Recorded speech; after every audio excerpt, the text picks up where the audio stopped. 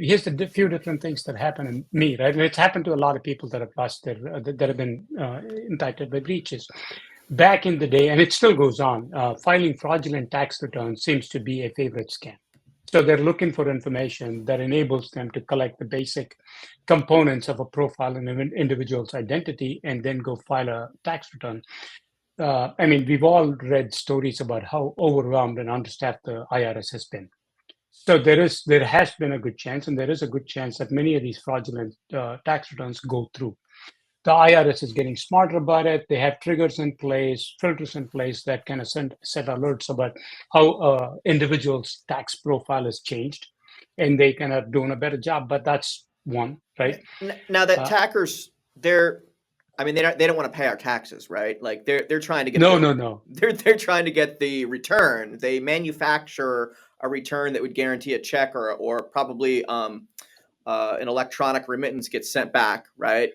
And then they gather that up, right? Usually in mass, right?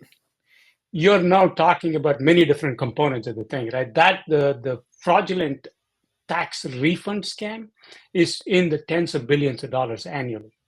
Yeah. Right. So it's not an insignificant amount. It's a massive amount. But to do that, they're not going to file one thing and say, you owe the IRS, you owe me $3 million in tax returns, because that's not going to fly. So it's got to be meaningful amounts. So now you're talking about volumes of refunds, meaning that they're filing tens of thousands of fraudulent tax returns on an annualized basis. Right, so that's when they need the tens of thousands of individual profiles to initiate the scam, knowing that some person.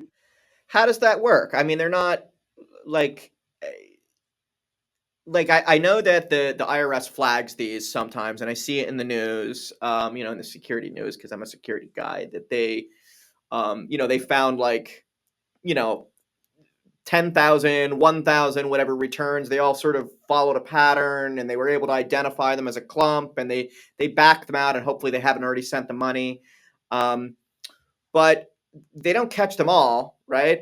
And they're not always able to scoop them up like that. So what? The money gets sent. I presume, like's happened to me, you then can't follow your own tax return, right? Because there's something wrong. And so you as the consumer you're late, or you can't get your return. Everything gets jammed up. You can tell the IRS about it, but I presume they don't just snap their fingers. And the money, I mean, are they still cashing this out of casinos in Macau? Do you know what happens after?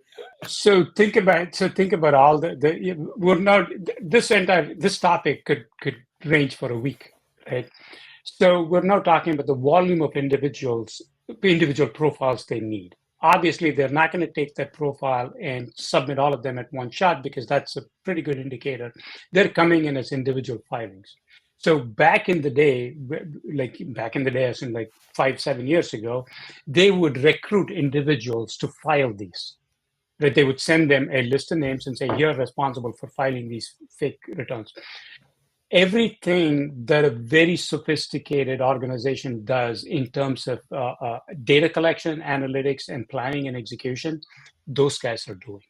So now it's automated filing that creates these things, because electronic filing, they don't need individuals pumping applications anymore or tax returns anymore. They've got sophisticated algorithms that do these, right?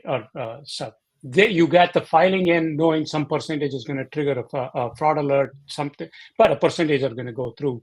You need a target destination for that refund to be sent. So concurrently, they are creating bank accounts for them to land. Right? Those bank accounts are short-lived, just enough for the money to be deposited.